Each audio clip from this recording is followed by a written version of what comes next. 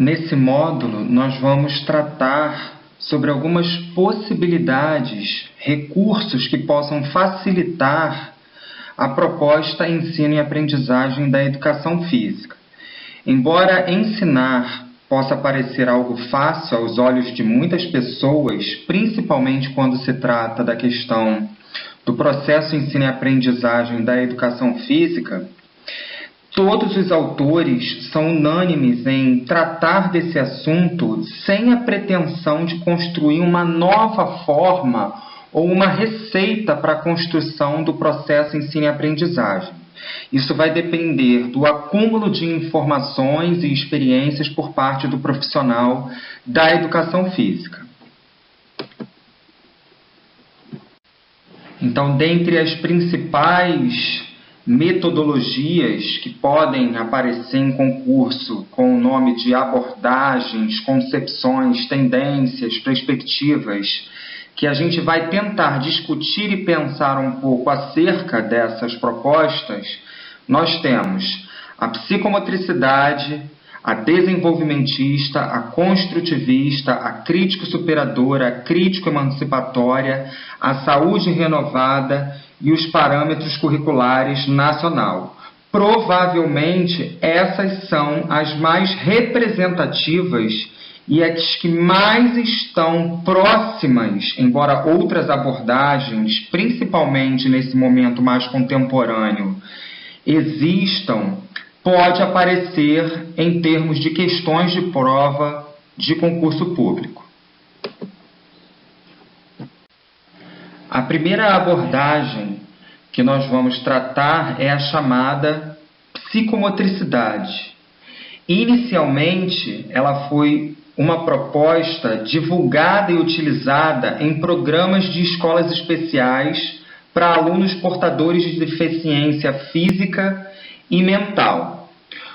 Foi o primeiro movimento mais articulado que surge a partir da década de 70 em contraposição àqueles modelos anteriores do período tradicional da educação física. Na verdade, essa concepção ela vai inaugurar uma nova fase de preocupações para o professor de educação física, que extrapola os limites biológicos e de rendimento corporal, como a gente via numa perspectiva mais tradicional, passando a incluir e valorizar o conhecimento de origem psicológica. Por isso que a gente tem aí como palavras-chave a questão da afetividade, da formação do eu, da formação da personalidade, que é o núcleo central de desenvolvimento das ações cotidianas dentro do processo ensino e aprendizagem da proposta psicomotora. A segunda abordagem é chamada de desenvolvimentista. O modelo desenvolvimentista ele foi dirigido inicialmente para crianças de 4 a 14 anos, buscando nos processos de aprendizagem e desenvolvimento uma fundamentação para a educação física escolar. Os autores dessa abordagem defendem a ideia de que o movimento é o principal meio e fim da educação física. A proposta desta abordagem também não é buscar na educação física a solução para todos os problemas sociais do país. Eles até consideram esse tipo de discurso como discursos genéricos, que não dão conta da realidade. Em suma, uma aula de educação física dentro dessa abordagem deve privilegiar a aprendizagem do movimento, embora possam estar ocorrendo outras aprendizagens em decorrência da prática das habilidades motoras. Dentro das identificações para a prova, a gente precisa ficar atento às palavras adaptação, que é entendida como inteligência, uma inteligência motora para resolver problemas motores dentro do cotidiano, e habilidade motora, porque tudo parte e acontece a partir da habilidade motora. Uma outra proposta de abordagem é a chamada construtivista interacionista. A proposta denominada interacionista construtivista é apresentada como uma opção metodológica em oposição às linhas anteriores da educação física na escola, especificamente a que já tratamos com o nome de mecanicista ou tecnicista, caracterizada pela busca do desempenho máximo de padrões de comportamento sem considerar as diferenças individuais entre os alunos, sem levar em conta as experiências vividas pelos alunos, com o simples objetivo de selecionar os mais habilidosos para competições em esporte de alto nível. Então, todas essas propostas que surgem buscam romper com essa visão, e a estratégia dentro da proposta construtivista interacionista é a de ampliar a possibilidade de integração do aluno com uma proposta de educação física principalmente direcionada aos primeiros anos de educação formal. Por quê? Porque ela parte do que a criança tem como conhecimento acerca dessa cultura corporal. Nessa visão, o que pode ocorrer com certa frequência, e aí a gente tem que ter um olhar diferenciado para esse item, é que os conteúdos que não têm relação com a prática do movimento em si também poderiam ser aceitos para atingir objetivos que não consideram a especificidade do objeto da própria educação física, que está ligado ao eixo corpo e movimento. Ou seja, o movimento ele pode ser instrumento para facilitar a aprendizagem, por exemplo, da leitura, da escrita, do cálculo, ou seja, do desenvolvimento do aspecto cognitivo. Então, é importante ficar claro que, dentro dessa proposta, o aluno constrói o conhecimento a partir da interação com o meio. Que meio é esse?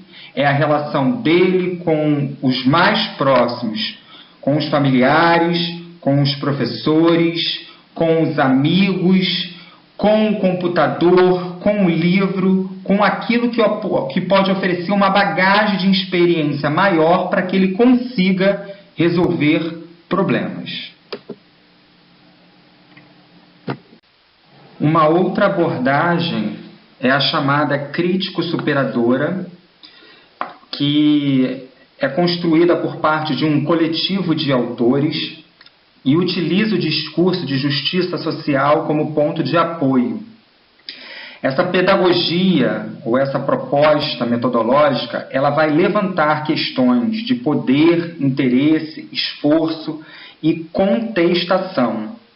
Ela acredita que qualquer consideração sobre uma pedagogia apropriada, ela deve versar não somente sobre questões de como ensinar, mas também sobre como adquirimos estes conhecimentos.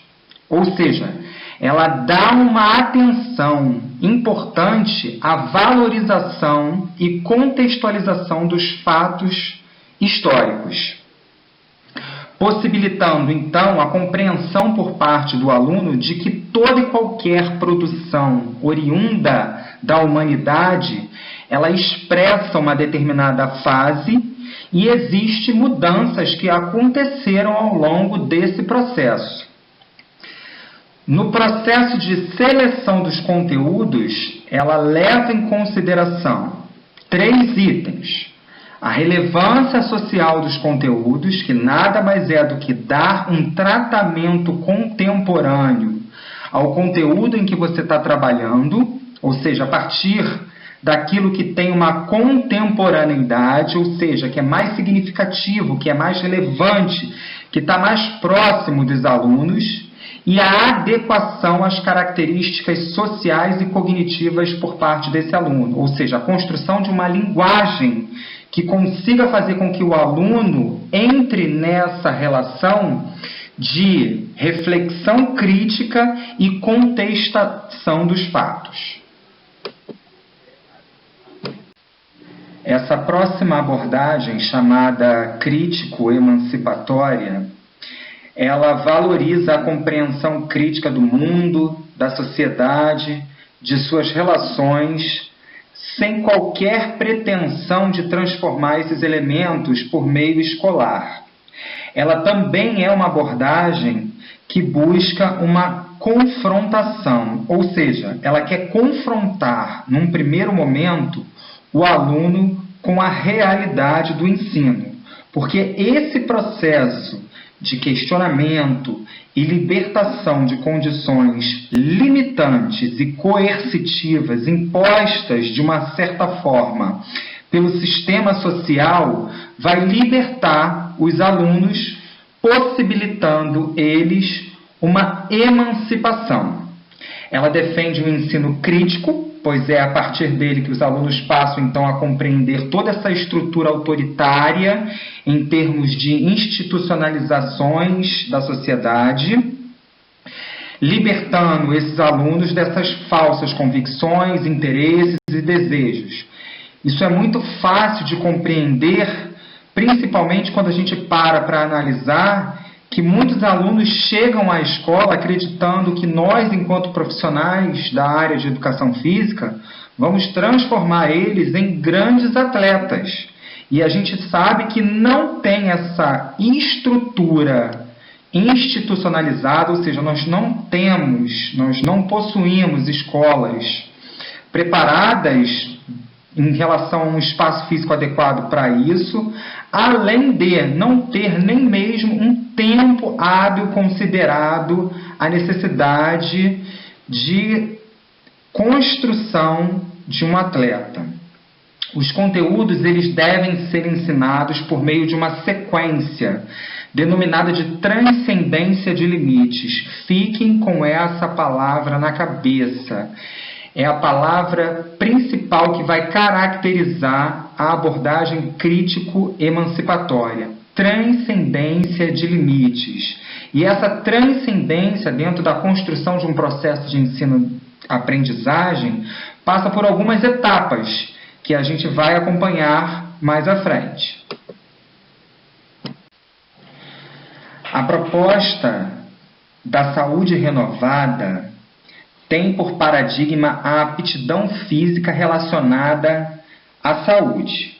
Essa aptidão física propõe que a educação física escolar deva propiciar a elaboração de conhecimentos sobre atividade física para o bem-estar e saúde, estimular atitudes positivas em relação aos exercícios físicos, proporcionar oportunidade para a escolha e a prática regular de atividade física que possam ser continuada após os anos escolares, promover independência na escolha de programas de atividade física relacionada à saúde.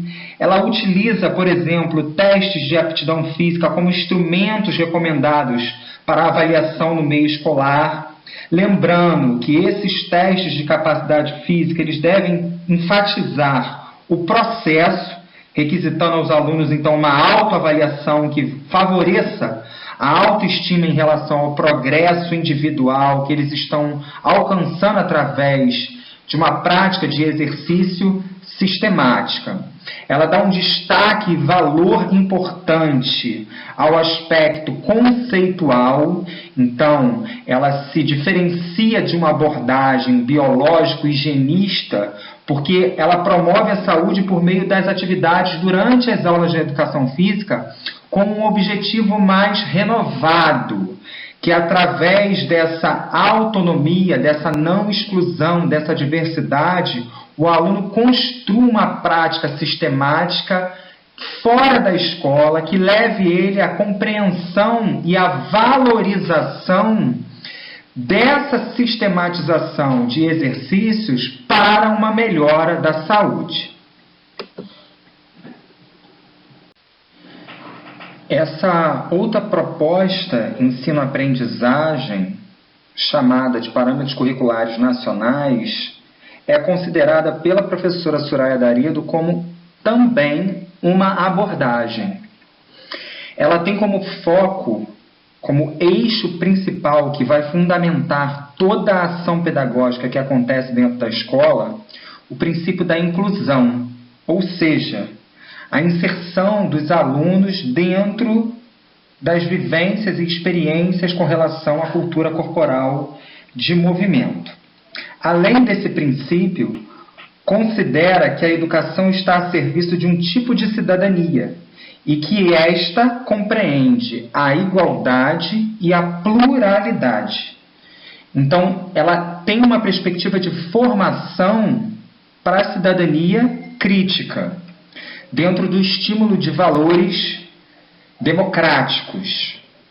Então, essa abordagem, enquanto construção crítica da cidadania, vai trabalhar principalmente com temas sociais de urgência, que são os chamados temas transversais, que o PCN cita: ética, saúde, meio ambiente, pluralidade cultural, orientação sexual, trabalho e consumo, ou qualquer outro tema de urgência que esteja sendo necessário a ser desenvolvido dentro de um projeto político-pedagógico da escola.